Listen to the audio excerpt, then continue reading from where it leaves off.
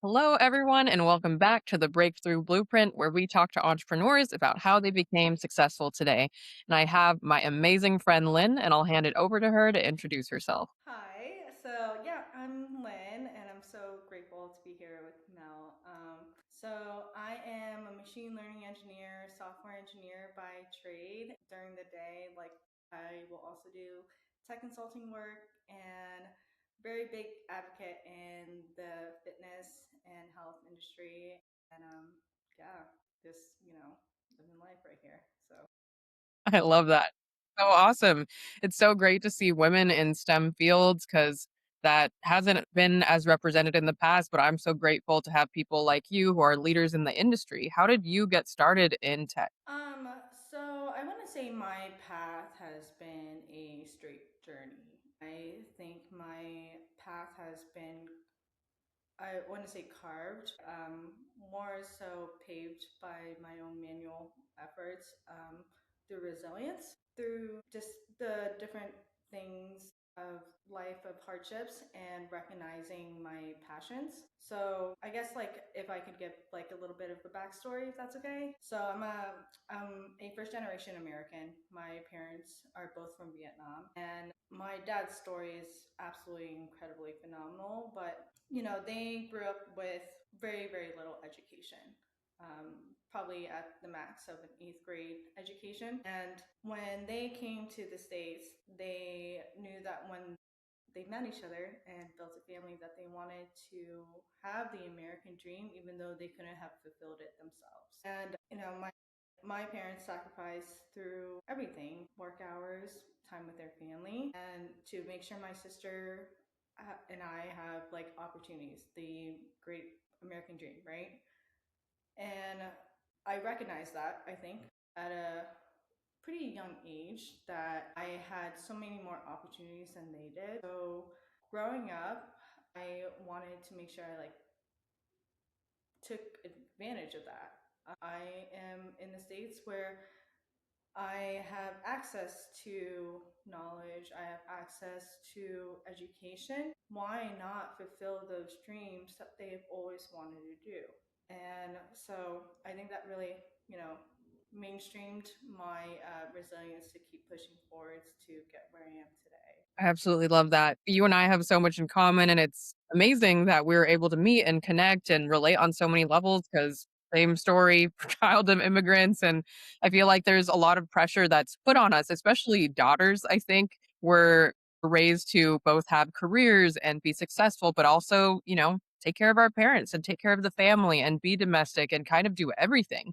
So I feel like immigrant daughters especially just end up being like super high achieving, like they manage to do it all and do it all pretty effortlessly, even if it means lack of sleep or, putting up with a lot of BS. Cause it's like, I'm sure you've dealt with this. It's like at every single level, there's a challenge. There's people talking down at you, people treating you differently because you're Asian or because you're a woman or whatever the case may be. But it's not easy. And I have so much respect for you. Yeah, no, yeah, and you definitely hit all the core points right there, because as a daughter, like the eldest daughter, right? And typically in Asian communities, I'm sure you're aware of this, it's like they would rather it be like the first son that takes care of the family. Well, I'm the first daughter, and that's absolutely fine. But I didn't grow up where I have that safety net of my parents have a retirement plan for me. I'm their retirement plan, you know? So working hard is not an option for me, it's a requirement. I have to persevere through whatever challenges because my family ultimately depends on me. And my dad's gone through and is still going through quite a few different illnesses, and it puts a little bit more pressure to make sure that I can support them in the ways that they need. And it lights a fire underneath my ass, but I can't help but to do it, because like how selfish would it be for me to not give back to the people that literally risk their lives to be here, in a Yeah. sense, right? Like, and to make a dream out of themselves. So the least I can do is give back in that sense. Mhm. I completely understand, and, like, for me, my parents guilted us all. I have an older sister and a younger brother. My sister's a doctor, my brother's a lawyer, and, like, there was just so much pressure on us to be the best, to try everything, to try our absolute best, and it was a lot of times it felt like nothing we did was ever good enough, and so, I completely understand now as an adult where my parents were coming from, the fact that, like, my grandparents, they survived the Japanese occupation and the Korean War. They grew up in a foreign country where they had nothing. And so the hopes and dreams of the entire bloodline rests on our shoulders to carry, Yeah. to take advantage of these opportunities. And I'm so grateful for the sacrifices my parents and grandparents made because the things that they had to face moving to this country, the racism, the backwards mindsets that they had to encounter when they came here, like as hard as it's been for us, it was very difficult for them. And that's been something that has pushed me and carried me through so many of the difficult challenges that I faced. But I think that's why one of the many reasons why you and I hit it off from the very beginning and just have this, respect for each other. Cause like, even though we're still in getting to know each other, I have a pretty good understanding to your culture because it's very similar to mine. Yeah, no, and like actually like funny story, like I did stand up as just like one of my bucket list things, 30 under 30. And I highlighted how you mentioned how your siblings were a lawyer and a doctor. And I literally said I was like growing up, my parents wanted me to be a doctor or a lawyer. Well, or and I like later I was like, or a degenerate. I was like, well, I became an engineer. Yeah. Now, because of the rise of AI and software and tech, I'm the prodigy at the pedicure station. So, and my mom loves to tell people that I work on AI. That's so awesome. Yeah, I'm sure Yeah. they're super proud of you. And can you talk a little bit more about how you got into software and what you're doing, the sorts of projects you're working on today? Yeah. So, like, background, like, when I was in my undergrad, I studied graphic design. Actually, I love art and I love creating. And I had to take a programming class. And in that class, I realized it was like so remarkable that I could create things from writing lines of, and I was like, whoa, this is really, really, really cool. So I actually decided to switch my undergrad degree to computer science, probably one of the best decisions I've ever done in my entire life. Throughout that, I was working full time as a nail technician. I grew up doing that in the Vietnamese background.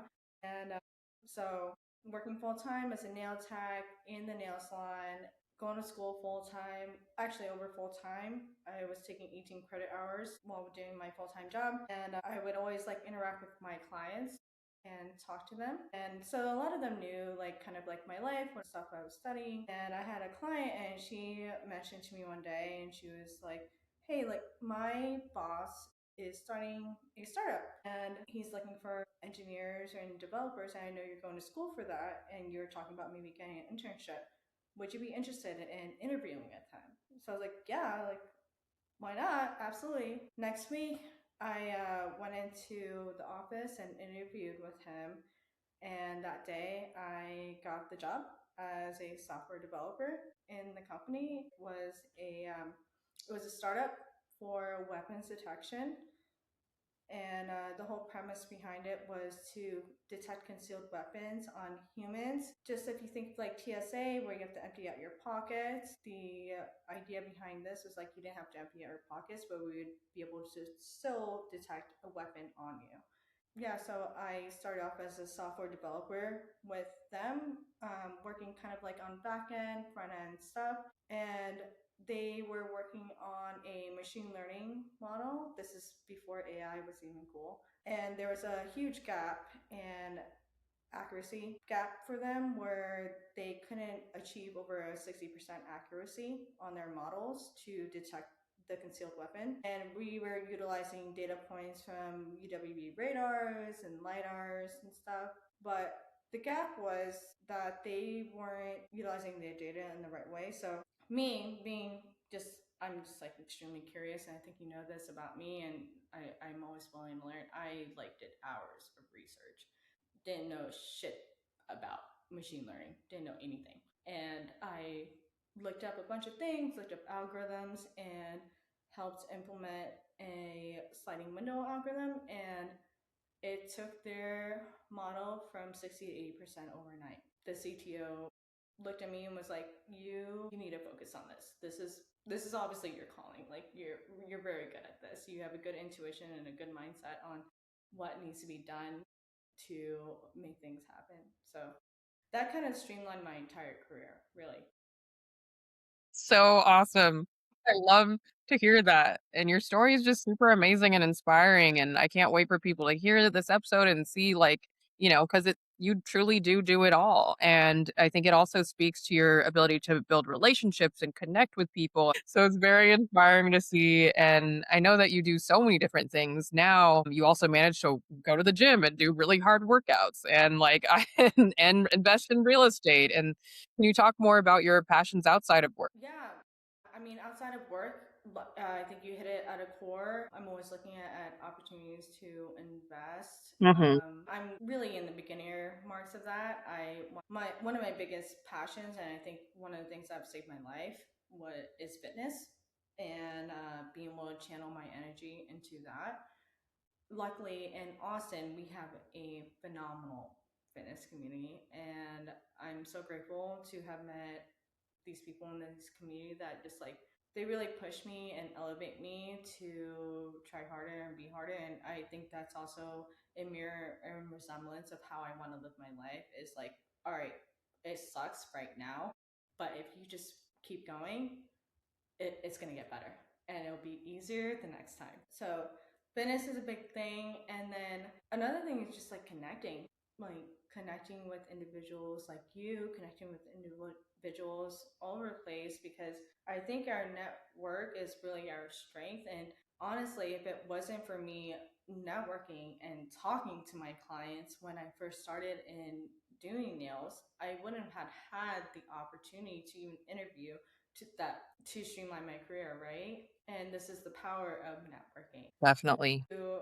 yeah, like to be able to grow these connections with individuals where they also want to be a part of your life and connect with you and help you and you want to help them back and this is how we all grow together. Exact So I think that's been one of my most favorite things to do is to be able to connect with like so many unique individuals and learn from everyone. Definitely. Yeah, I completely agree. And it's so clear to me just from, the last few weeks that you're always pouring into other people. You're super generous, your time, your energy, like your home, opening your home up to people. And I think that's just a testament to like why you have a big network, why you're so successful, why probably opportunities and invites and things are always coming to you is because you have this abundance mindset and you're just a giver. Well, we receive back what we give into the universe, right? So, and I believe very strongly in that. And this is going to be super corny, but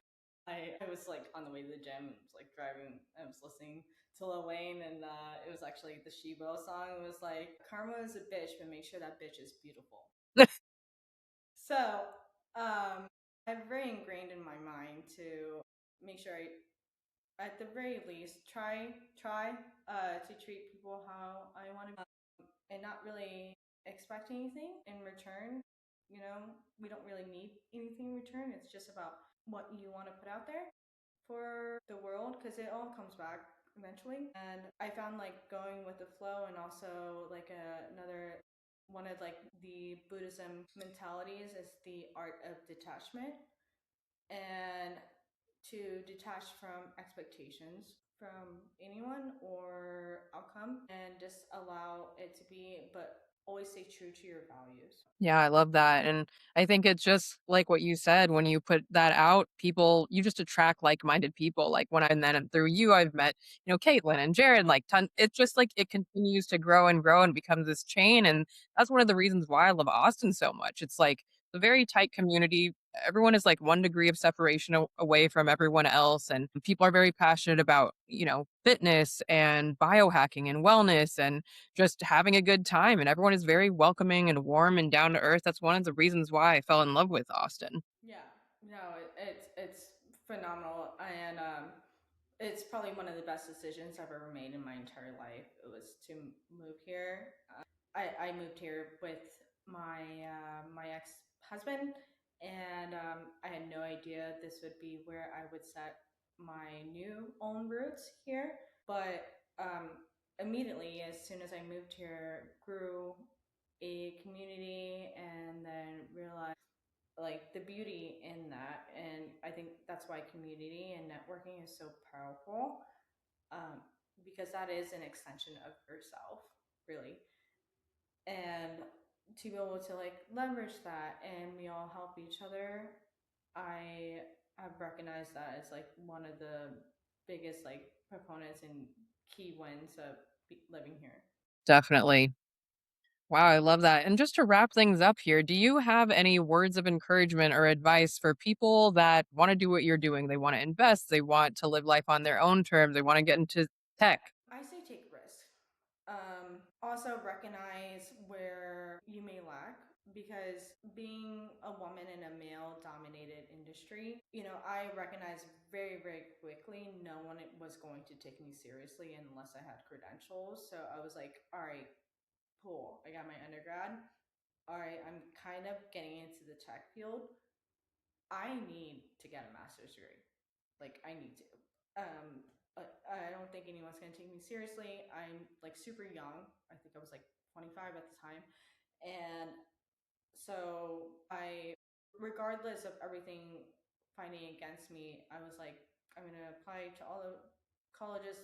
Luckily, got into one of the best ones. I got into Berkeley, and realize, like, look at where you are right now, look at where you want to be, what are the steps that you need to take. And sometimes recognition or value needs to be spoken over a microphone, and if you have to do that by showcasing your achievements, then do that, so that way you can grow in the things that you're passionate about and keep elevating in that. Mhm. Amazing. Love that. Well, thank you so much for joining me. I know you have a busy schedule. I'm so glad we were able to make this happen. Yeah, thank you. Love And you. love you too. And for everyone else, tune into the next episode of the Breakthrough Blueprint.